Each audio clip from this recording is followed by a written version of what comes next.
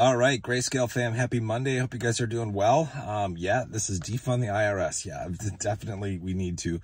Obviously a lot of tax issues that could be simplified if we didn't have the IRS, but we need to have somebody because we got to collect some money to get some stuff done in the country. Anyway, different talk, different time.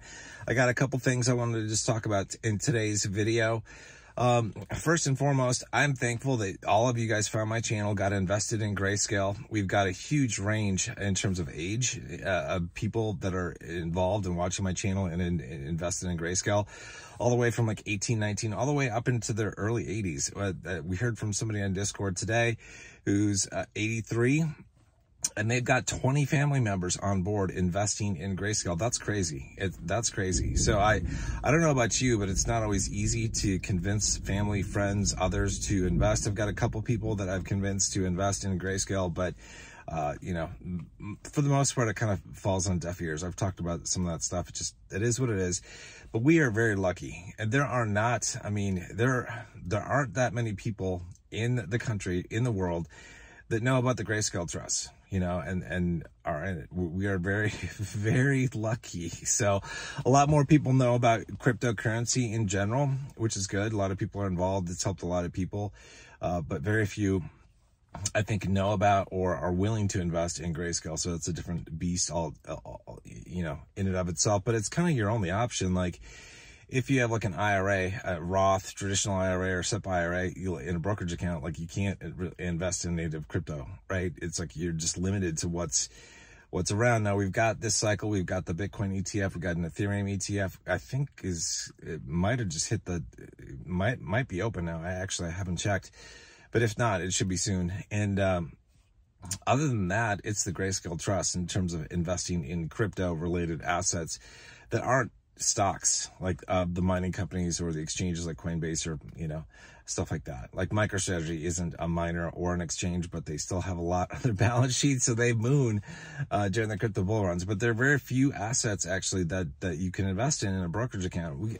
Amongst thousands of assets that you can choose from, very few, you know, are out there related to crypto. So we're really lucky to have these things, and I think this is going to be a great bull run. As I've said, I keep calling it the last great bull run because I don't think we're going to have LTC and a BCHG as trust next cycle. They're probably likely going to be ETF, so that's the scoop of that. Something I wanted to bring up, this was also being discussed on Discord.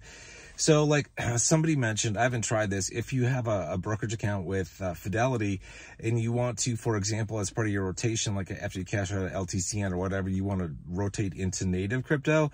Somebody said they were able to connect their Fidelity account, cash management account to Coinbase to send money off to Coinbase. I haven't tried that. I did try to go into my Coinbase account because somebody was saying that when they went into their Coinbase account and tried to connect their Fidelity account, it wouldn't let them. So I went in and tried it. Sure enough, it wouldn't let me. I put in the bank routing number and checking account number associated with my account stuff, and it would not take it. It said this, you know, this account can't be used, essentially. I tried it with my Schwab brokerage account, which also has checks enabled, and it would also not work. So if you want to, if you're going the other way from you know, native crypto and Coinbase, trying to cash out and send the money right into Schwab or Fidelity, you can't do it. You've got to go through first your normal bank account. You've got to just, you know, withdraw money to your normal bank account, and then in Schwab or Fidelity, initiate a transfer from your bank account to your brokerage account. And that is kind of a pain because it adds another day or two, right? And it's like, it just sucks with money having to clear, things having to, you know, just happen. If you want to try to do quick rotations, that kind of sucks, but it is something to take a look into. Or think about, because one of the ways to do rotation is to actually rotate out to native crypto rather than into the trust. And actually, it might be a good idea, actually, like if you're looking at getting into Mana, you know, for example, or Horizon, both of which have really good potential high price points that Caesar thinks they can get to this bull run. Obviously, we have the Mana and HZen trusts with Grayscale, but the liquidity is not as good as what you get with native crypto. So if you are going to rotate to those or something else that hasn't popped yet in the native cryptocurrency world, just, you know, send some money off to Binance or Coinbase or whatever your exchange is, and you could do it that way too. So another great way to do rotation. and make the most of this crypto cycle, because it's like, it's going to be a long time. Folks, I got to tell you, like, it's going to be a long time. I mean, so you've been waiting for a while, right? It might feel like it's been a long time. It feels like forever for me since the last cycle. And, you know, we've got a couple months to go before things pop off, probably towards the end of the year, right? And then things should run into next year, like a good amount till mid-year, or maybe even up to the end of the year with some of the cryptos, right? Well, after the crypto run is over, it takes about a year to a year and a half for prices to fall off into the abyss, to get to the lowest price point in the depths of crypto winter. And then from that point, it takes you like a year and a half to even get back to a point where you're even starting to get excited about a crypto bull run again. It's going to feel like forever. So you're going to have to switch to normal investing. Obviously, you can't really invest in crypto stuff during the bear market. I mean, I suppose you could. It would be really hard to make good gains, I think, because the moves up and down that a given crypto would have would be really, really small. It's not, you can't, I would not invest in it. You know, I would not do that. I think it's far better to put your money into growth stocks, index funds, high yield ETFs, things like that, as I've talked about. Then you've got a while where you can let your cash grow, you know, before you go back into crypto assets if you want for the next cycle. And some of you might not want, maybe you achieved your goal and you're like, I'm good, I'm out, and all that kind of stuff. Those of you that want to come around again and do it again, just make sure you buy in at a good price. Make sure you're not buying shit at a premium, man. I don't know what the premium is going to look like in the, you know, after we end the crypto cycle. If we'll go into deep discounts, like 50% off essentially for LTCN and BCHG. I hope we do.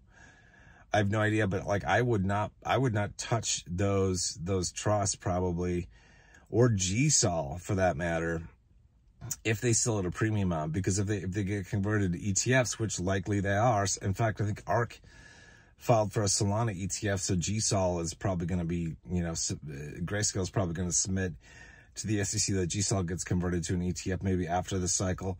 Like, you know, if you buy anything at a premium, you're going to get nuked basically when it gets converted to an ETF, because it could drop back to NAV price. So this is long range thinking. I'll remind you guys of this too. We're a ways away from this, you know, being done with. We haven't even started the bull run yet, but I've been thinking about a lot of stuff. Anyway, I'm very thankful that, like I said, you guys found my channel, and I really hope it helps you improve your life. I know so many people, like, you're hopefully going to become financially free, be able to quit your job, be able to retire, and this is really going to help, which is awesome. And a lot of people are investing on behalf of their kids, either in UTMA accounts or Roth IRAs for the kids, which is awesome, because you give your kids just a leg up, and it's just, you can't beat that. Like, I never had that as a kid. You probably never had that as a kid, like a Roth IRA. Like, I don't even know when they first came around, but even if they were around when I was a kid, my parents didn't know about them. Like, my parents weren't into investing. So, yeah, so it's a great gift you can give your kid. And actually, other relatives. Somebody told me you could actually set up a UTMA, a Roth IRA, or at least a UTMA account. Maybe not a Roth, but at least a UTMA account for a relative, like a niece or a nephew. That's a possibility. I don't know. You got to look into the rules if you want to do that now or in the future. But that is a possibility. And that's a real cool gift to give them. Because most people, like when they're like 18 years old, just getting out of high school, you know, they're basically flat broke, right? And the world can be a little harsh, you know, for them to get going. And with the home prices just keep going up, and wages aren't keeping up with that pace of inflation in regards to homes, a lot of the kids that right now are kids, I don't know how they're going to do it. I don't know how they're going to be able to afford a home on their own, stuff like that. So if you've got kids, definitely consider setting them up with a Roth or a UTMA or both.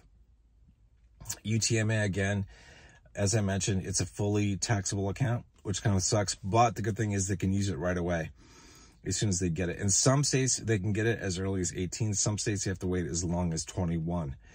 Same thing with a minor Roth IRA account. Like, in my state, my son will get his Roth and his UTMA at the age of 21. And I might be able to give it to him before then. I don't know. But at least by the age of 21, it becomes his. But it's a great gift to give your kids, you know, a leg up. Because like I said, I mean, you all know, like, it's not that easy getting around in life, especially in your younger years. You're trying to just get by, got to start a job. You're just like, money's tight and all that kind of stuff. And to be able to put somebody on a better footing is really, really good. All right, that's it for this video. I just wanted to punch this thing out quickly. Talked about a few things here. I have no idea what I'm going to title this video, but I'm glad you guys found my channel and you are invested. Oh yeah, one thing in relation to the shirt, IRS tax laws. I was talking about gift taxes in a video I did. Actually, a couple of videos I did. And yeah, I mean, there are ways to get around this. As summary, it's like if you don't want to pay a gift tax if you're giving somebody a lot of money, you can do it through a loan, right? Some people say you can set up a joint checking account with them, just put cash in there. Yeah, you can. I don't know if that's technically a gift or not. Talk to somebody else. I'm not a tax expert at all. But that's another way to potentially get around it. I mean, I don't know if that's considered a gift or not. It might be, it might not. I don't even know. Because technically, if your name is on there too, it's like some of that money is yours, or the majority is, but you're just giving them access to some of it. I don't know how that works. It's a really good question, probably a very technical one that I'm not qualified to talk about, but keep that in mind. All right, that's it for now. You guys take care. I'll see you guys in the next one.